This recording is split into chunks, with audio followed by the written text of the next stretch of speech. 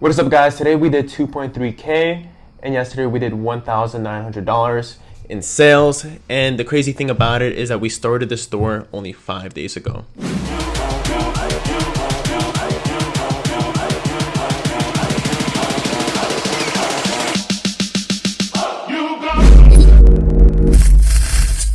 What is up, guys? We are back with another video, and today I'm going to show you guys a store and the strategy I used to hit $2,000 in sales a day in only 5 days. So yeah, I started this store on the 11th. Today is the 17th, and we're consistently doing $2,000 in sales. I followed the strategy. I'm going to be sharing that strategy with you guys today. Right, the day before that we did $1,800 in sales. Right. And this week, just from Sunday to 17th, we're already at 6K in sales. So we're on track to be doing 6 figures a month if this scaling ratio keeps up. And I'm gonna show you guys exactly what I did. No bullshit. We're gonna cut straight into the value on it, what exactly I did. And we actually would have done even better today because early on we were doing really well throughout the day, and then I had to pause ads at 12 p.m. because my ad account got shut down. As you guys can see here, only active accounts can create or edit ads. Right, and then we got an organic sale, $580 at 4 p.m. from email marketing.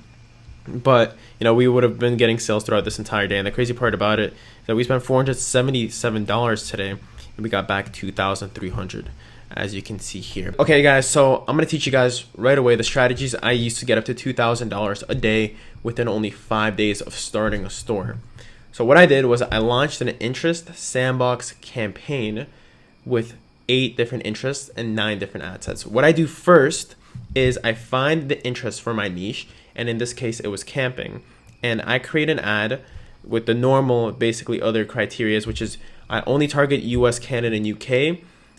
Sometimes I include Australia, but I only focus on these 3 to 4 countries. So you might make a sale in one of these lower tier countries like Brazil or in somewhere in Europe, but you can't actually scale in those countries because the language is different, and US, Canada, UK, and Australia are the 4 biggest e-commerce countries in the entire world. The most amount of people spend money on e-commerce in those 4 countries. So it's best to just master audiences and find profitable audiences in those 4 countries. So I only started off with those three different countries: feeds, Facebook and Instagram feeds, and Instagram stories. Those are my placements.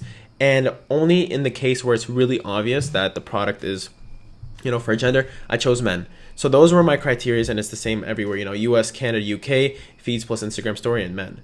So I have 2 different ad sets running. One, which is the niche name, and that's the interest. And then the other one, which is the interest, niche name, narrowed down by Amazon.com. Right? This usually works really well.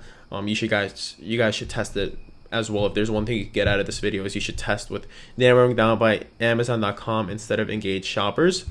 Then I had a third ad set, which is just engaged shoppers as an interest, just engaged shoppers, and it was actually one of the most profitable ones. And then I had 5 more ad sets where I was just testing different interests, right? Just a completely different interest in my industry, in my niche, right? And every single day I was duplicating one of these ad sets with the same exact criteria and testing a new interest in those 5 days.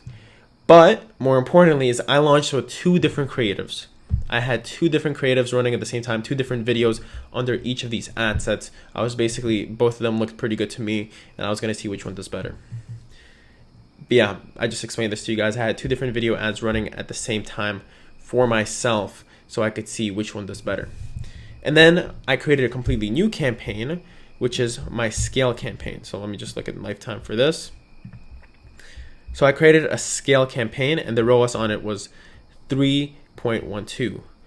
But I waited 5 days to create this new campaign. So my scale campaign had a tiny bit better ROAS than my original campaign, which ended up spending the most money. 2,000 in, 5,600 out.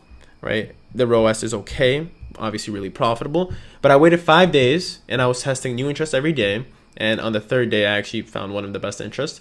But regardless, I then duplicated the entire campaign, only kept the best creative video, and one of them distinguished one of the videos with just the way better.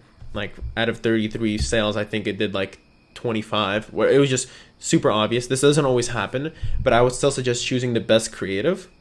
And I only kept the top best 3 interests, right? So I only have the best ad, the video ad, and I only have the best 3 interests. And I obviously have data to prove that these 3 interests are profitable. And this new campaign, when I made this video, when I was typing it up this morning, I think it was a 3.5 ROAS. So then what I did, and I actually did this yesterday. So as you can see on the 15th, I still didn't spend anything on these other campaigns. These campaigns weren't even created, on the 14th. It was not the most profitable day. I didn't spend on any of these campaigns. But on the 16th, which is yesterday, and though guys, don't worry, I'm going to make sure the ad account is back up and running. I have the data, I have the interest, I know what works. I duplicated the campaign, right? And just from one day of running ads, I set the budget to $250. I had a ROAS of 3.48. So then I duplicated the campaign again. Oh yeah, it was on this day. That's why I put 3.5, because on this day I had a ROAS of 3.5. So then I duplicated the campaign again, and it's my top 3 interests, top creative. And I didn't touch anything, literally nothing.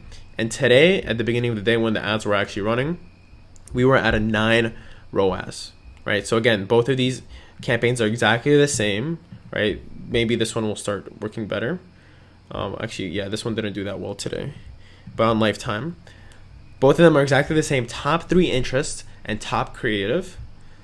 And today we were at a very good ROAS. We were at 4.85. That this is the strategy I use to start making $1,000 to $2,000 a day within 5 days.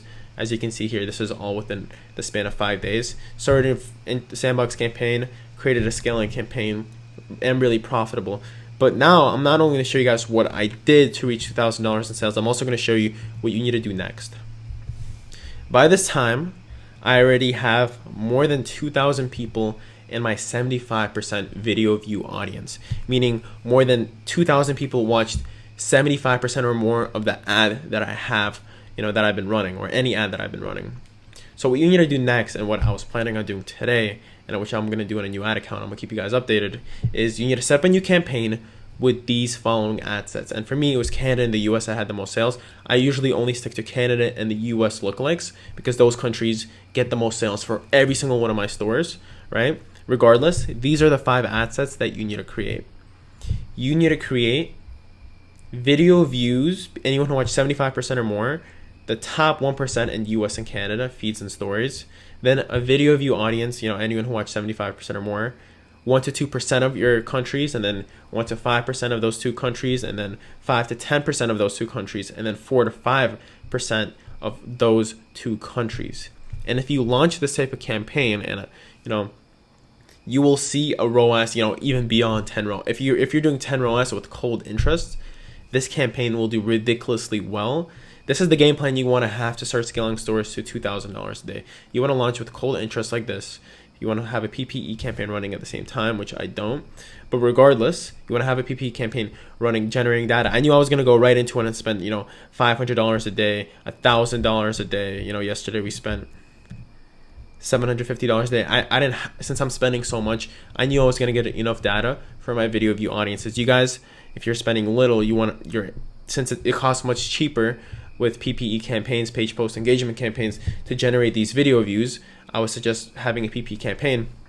But regardless, I spent more than 2.5K within 5 days, and I got all of these, I have enough people in my video view audience. So now what I'm going to do on a new ad account is I'm going to launch with these different ad sets.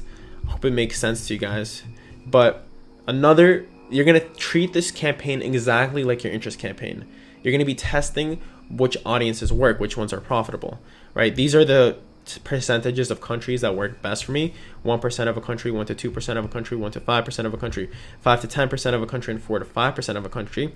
You want to test all of those percentages for all of these different audiences. Purchases, once you reach at least 100. Add to carts, once you reach at least 300. Video view, people watch 95% or more. That's going to be even more accurate. Or obviously, the more people, the more they watch, the more warm they are. So this audience will do even better. But once you get 2,000 people who watch 95% or more, then people who initiated checkouts, page views, people who engaged with a post or ad on Facebook or Instagram, and then visitors by time spent. We have right here 1, 2, 3, 4, 5, 6, 7, which is Facebook and Instagram, to 2 different audiences. 8. We have 8 different potential lookalike custom audiences, and then we have 1, 2, 3, 4, 5. So we have 40 different potential ad sets that we could test in our lookalike campaign, apart from obviously these 5 different ad sets. And then obviously, you could test your own, which is like 1 to 10% or 1 to 3%. There's a lot of stuff that you guys will be testing, in this campaign. And then you take the top profitable audiences after 5 days, only when they prove themselves, and then you put them into a completely new campaign, and then you scale that campaign. You can duplicate that campaign, or you could just increase the budget. Don't increase the budget. I don't suggest increasing the budget on your sandbox campaign where you're testing stuff out. Usually it kills results, or maybe later on. But I like duplicating the campaigns. I see better results that way. But with that, guys, being said, thank you for tuning in. If you reached until the end, you're awesome. You're taking the time and actually learning knowledge, which can have a direct effect on how you're running your Shopify store right now. If you already have a Shopify store and you've tested products and they haven't worked out, you could use this strategy to potentially start making sales. Maybe not $2,000 in your first $2,000 a day in your first 5 days, but you could reach that point fairly easy. As if you have a winning product, if you stay consistent. Guys, don't lose hope.